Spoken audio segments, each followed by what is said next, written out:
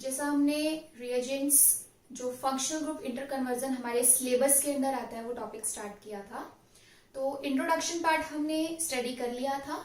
अब हम रिएजेंट्स को जो हमने 3 कैटेगरीज में डिवाइड किया था, ऑक्सीडाइजिंग, रिड्यूसिंग एंड ऑर्गेनोमेटालिक या मिसलेनियस रिएजेंट्स, उसकी फर्स्ट कैटेगरी स्टार्ट कर रहे हैं, that is reducing reagents.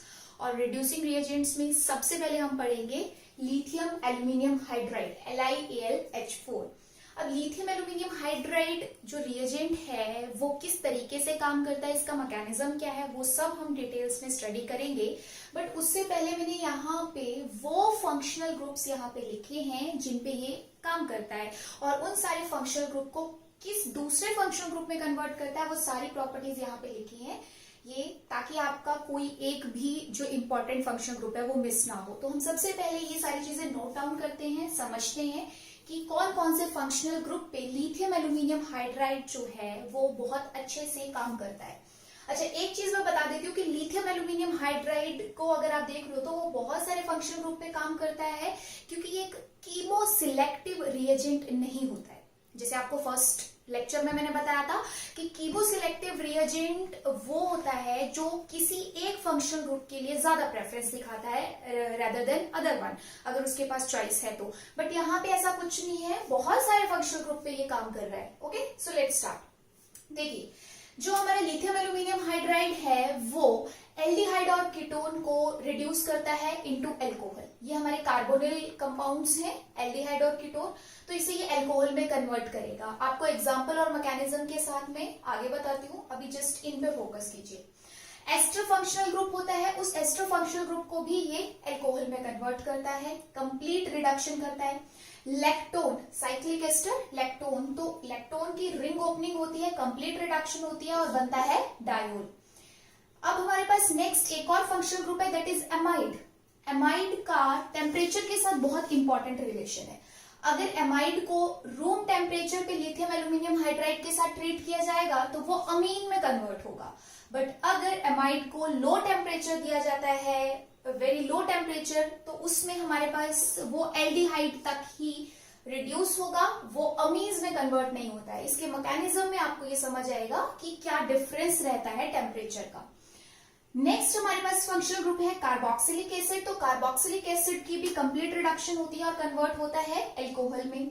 Then हमारे पास है नाइट्राइल या साइनाइड फंक्शनल ग्रुप जिसे कहते हैं, उसे कन्वर्ट करता है ये अमीन में। आफ्टर दैट हमारे पास है nitro functional group, nitro functional group को भी ये कन्वर्ट करता है अमीन में। आफ्टर दैट एजाइड N3, इस फंक्शनल ग्रुप की भी अगर कंप्लीट रिडक्शन होती है लिथियम एल्यूमिनियम हाइड्राइड के साथ तो अमीन बनता है with the removal of nitrogen gas. Anhydride हमारे पास अगर रहता है तो एनहाइड्राइड का भी कन्वर्जन होता है अल्कोहल में। आफ्टर दैट एसिड क्लोराइड हमारे पास है। ये सारे इलेक्ट्रोफिलिक फंक्शनल ग्रुप है, ये ध्यान में रखिएगा। तो एसिड क्लोराइड जो है वो भी हमारा कन्वर्ट होता है अल्कोहल में। आफ्टर दैट अगर मैं एल्काइल हैलाइड्स की बात करूं तो एल्काइल हैलाइड्स पे भी लिथियम एल्यूमिनियम हाइड्राइड रिएक्टिव है, बट प्राइमरी और सेकेंडरी टाइप के ही हैलाइड्स चाहिए, ये ध्यान में रखिएगा। टर्शरी के साथ ये इस तरीके की रिएक्शन नहीं कराएगा। टर्शरी एल्काइल हैलाइड अगर होगा तो उसमें वो एलिमिनेशन की तरफ मूव कर जाता है, बट सब्स्टिट्यूशन रिएक्शन नहीं शो करता है। और यहाँ पे SN2 मैकेनिज्म के थ्रू अगर एल्काइल हैलाइड प्राइमरी या सेकेंडरी है, और हैलाइड्स में कौन कौन हो सकते हैं, ब्रोमीन, क्लोरीन, आयोडीन, राइट। अब अगर SN2 मैकेनिज्म होगा तो lithium aluminium hydride, hydride means H negative, तो H नेगेटिव एक न्यूक्लियोफाइल जब यहाँ पे देगा तो सब्स्टिट्यूशन के थ्रू जो पहले से न्यूक्लियोफाइल प्रेजेंट है वो रिमूव हो जाएगा और जो हाइड्राइड है वो उसकी जगह पे सब्स्टिट्यूट होगा। इट मींस आपको यहाँ क्या मिल सकता है, हाइड्रोकार्बन, मतलब एल्केन्स मिल सकते हैं अगर एल्काइल हैलाइड से स्टार्ट किया है तो। नेक्स्ट टोसाइलेट्स भी इस तरीके से हमारे पास काम करते हैं।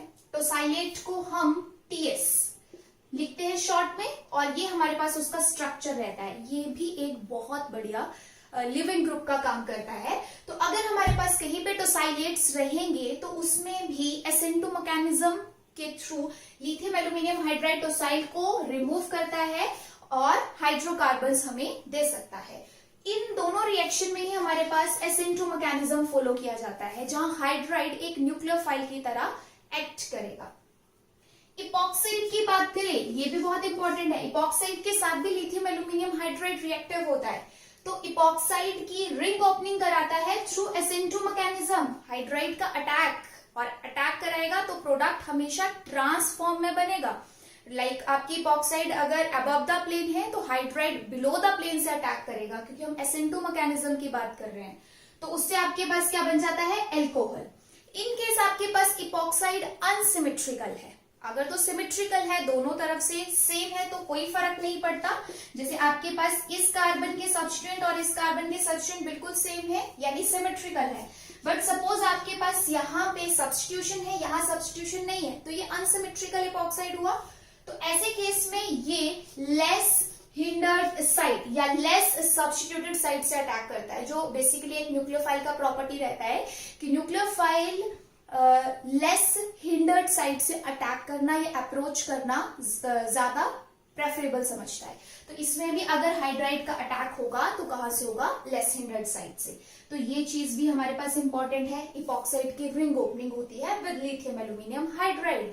अगर उससे ज्यादा कोई रिएक्टिव फंक्शनल ग्रुप नहीं है तो इपॉक्साइड, टोसाइलेट्स, एल्काइल हैलाइड्स, इन पे भी लिथियम एल्यूमिनियम हाइड्राइड अटैक कर सकता है through SN2 mechanism, right. Next हमारे पास एक और फंक्शनल ग्रुप है, that is activated triple bond. जो डबल बॉन्ड है, बिल्कुल नॉर्मल एल्कीन सिस्टम है, उनपे लिथियम एल्यूमिनियम हाइड्राइड रिएक्ट नहीं करता है। ध्यान में रखिएगा इस बात को, सिंपल डबल बॉन्ड्स पे, सिंपल ट्रिपल बॉन्ड्स पे लिथियम एल्यूमिनियम हाइड्राइड अटैक नहीं करता है। मैंने यहाँ स्पेशली लिखा है एक्टिवेटेड ट्रिपल बॉन्ड। तो एक्टिवेटेड ट्रिपल बॉन्ड का एग्जांपल हमारे पास होता है प्रोपार्जिलिक एल्कोहल, ठीक है। प्रोपार्जिलिक एल्कोहल एग्जांपल्स में आपको बताएंगे मैकेनिज्म के साथ कि क्या है। तो प्रोपार्जिलिक एल्कोहल पे अगर लिथियम एल्यूमिनियम हाइड्राइड रिएक्ट करता है तो वो ट्रांस एल्कीन में कन्वर्ट होता है, ओके। बट जो सिंपल डबल बॉन्ड और ट्रिपल बॉन्ड है उनका रिडक्शन नहीं हो सकता लिथियम एल्यूमिनियम हाइड्राइड के साथ। इसके अलावा एक और टाइप का हमारे पास डबल बॉन्ड हो सकता है, that is alpha beta unsaturated double bond, okay. आपके पास alpha beta unsaturated carbonyl system दिया है, तो उसमें डबल बॉन्ड भी उस कार्बोनिल के साथ रिड्यूस होगा या नहीं, वो डिपेंड करता है टेम्परेचर पे, ओके। अगर तो आपके पास हाई टेम्परेचर दिया है, 40, 50, 60 रूम टेम्परेचर से काफी हाई अगर टेम्परेचर दिया गया है, तो alpha beta unsaturated carbonyl system में कार्बोनिल तो रिड्यूस होगा ही होगा, बट जो डबल बॉन्ड है वो भी रिड्यूस होगा, इसलिए मैंने लिखा है both will be reduced, okay. But अगर आपके पास alpha beta unsaturated carbonyl system दिया है और रूम टेम्परेचर की ही बात हो रही है, बहुत हाई टेम्परेचर नहीं दिया है, लो टेम्परेचर की बात हो रही है, तो उसमें सिर्फ और सिर्फ कार्बोनिल सिस्टम ही रिड्यूस होगा, यानी वही अल्कोहल में कन्वर्ट होगा, बट जो डबल बॉन्ड साथ में प्रेजेंट है उसकी रिडक्शन नहीं होगी। यानी आप कह सकते हो कि आपको एलाइलिक अल्कोहल मिलेगा एज मेजर प्रोडक्ट अगर आप रूम टेम्परेचर पे ही रिडक्शन करा रहे हो तो देखिए यहाँ पे लिथियम एल्यूमिनियम हाइड्राइड के हर फंक्शनल ग्रुप के साथ अलग अलग मैकेनिज्म है। अगर तो इस तरीके के हमारे पास इलेक्ट्रोफिलिक सेंटर्स प्रेजेंट हैं तो वो डायरेक्ट उनका कंप्लीट रिडक्शन करता है। अगर इलेक्ट्रोफिलिक सेंटर्स नहीं है कार्बोनिल उतने ज्यादा और हमारे पास एल्काइल हैलाइड, टोसाइलेट या इपॉक्साइड है, तो उसमें वो एज न्यूक्लियोफाइल SN2 मैकेनिज्म से अटैक करता है। इसके अलावा अगर वहां भी नहीं तो जो हमारे पास एक्टिवेटेड ट्रिपल बॉन्ड है या फिर हमारे पास alpha beta unsaturated double bond है उन पे रिएक्शन कर सकता है, बट सिंपल डबल बॉन्ड और ट्रिपल बॉन्ड पे रिएक्शन नहीं करता। और इन सारी चीजों का आपको कंप्लीट एक्सप्लेनेशन दिया जाएगा, यहाँ पे रटने वाली कोई बात नहीं है, कोई भी एक्सेप्शन यहाँ नहीं है, हर चीज का एक रीजन है जो आपको बताया जाएगा, ठीक है। कि लिथियम एल्यूमिनियम हाइड्राइड का खुद का नेचर कैसा है, अगर खुद का नेचर उसका तुम्हें समझ आ जाएगा तो तुम्हें यह भी पता रहेगा कि हर फंक्शनल ग्रुप के लिए उसकी प्रेफरेंस और रिएक्टिविटी क्यों चेंज हो रही है, ओके। तो हम स्टार्ट करते हैं अब। सो लिथियम एल्यूमिनियम हाइड्राइड की प्रॉपर्टीज और मैकेनिज्म के बारे में अब हम डिस्कस कर लेते हैं। लिथियम एल्यूमिनियम हाइड्राइड को अगर आप लिखोगे तो ये कुछ इस तरीके से H4 नेगेटिव, राइट। क्योंकि ये पहले से ही एल्यूमिनियम पे नेगेटिव चार्ज है, इट मींस इसके पास अपना ऑक्टेट कंप्लीट है, कंप्लीट इलेक्ट्रॉन्स प्रेजेंट है, तो इसका नेचर न्यूक्लियोफिलिक है।